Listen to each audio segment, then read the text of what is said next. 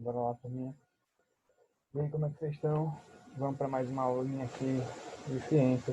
Hoje a gente vai trabalhar com a composição da matéria, certo? Então a gente vai entender do que tudo é feito. Primeira coisa. O que nada é matéria. Matéria é tudo que existe, certo? E qualquer coisa que exista, você, um meteoro, uma estrela, qualquer coisa é feita de matéria, certo? Na ciência a gente vai chamar tudo isso de matéria.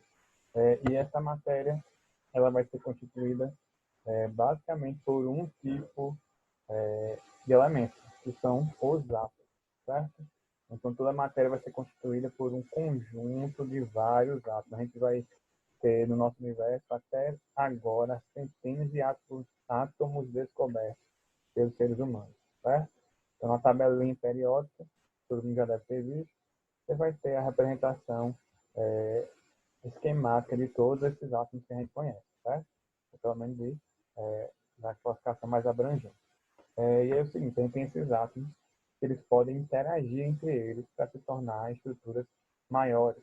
Essas estruturas maiores vão se juntar por sua vez para formar outras estruturas maiores, mais complexas, e assim vai seguindo, certo? Então esses átomos aí, no caso, no nosso quadro, a gente está vendo aí, você tem hidrogênio e oxigênio. Só que vocês estão vendo que tem H2 e O2, isso quer dizer que eles já são moléculas. Então você tem dois hidrogênios juntos, formando o gás de hidrogênio, e você tem dois oxigênios juntos, formando o gás oxigênio.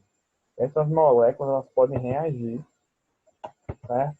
E se tornar coisas maiores, como o famoso e conhecido por todos H2O. Certo? Então a água é uma substância formada da junção de outros átomos, certo? Que vão formar moléculas, esse conjunto de moléculas nos dá substância. Então vamos lá, a gente tem hidrogênio e oxigênio, que são tipos de átomos que vão interagir entre eles, vão se juntar e vão formar uma molécula, uma matéria maior. Essa matéria maior a gente chama de molécula, e elas agrupadas vão formar o que a gente chama de substância. Então um copo com água ele é um copo repleto da substância H2O, certo? Só que essas substâncias não são só H2O, você tem várias substâncias espalhadas pela natureza. Então, eu botei para vocês um exemplo de NaCl, que é o sal de cozinha, certo? O sal de cozinha ele é formado por outro tipo de molécula, então ele é uma outra substância. Quando a gente tem duas substâncias diferentes juntas, ou mais até, você pode ter dezenas em um recipiente só, aí você não tem mais uma substância. Daí você vai ter uma mistura, certo? No caso aqui a gente vai ter a água, mas o sal, vamos ter a água salgada, ou água salobra, como você queira, certo? Então, essas misturas é quando você tem mais de uma substância em um mesmo recipiente, em um mesmo sistema, certo? Só que essas misturas, elas não são só de um tipo. Você tem as misturas que a gente chama de heterogêneas, como está na esquerda, e homogêneas. Só de olhar aqui, já dá para a gente perceber a diferença das duas, é isso? Você vai ter nas misturas heterogêneas uma divisão clara da substância. Então, a gente vai conseguir ver, por exemplo, no nosso recipiente à esquerda, você tem claramente três substâncias dentro desse recipiente. Do outro lado, você tem um monte de exemplos de mistura homogênea. Você só está vendo um tipo de líquido, mesmo colorido, em cada recipiente, certo?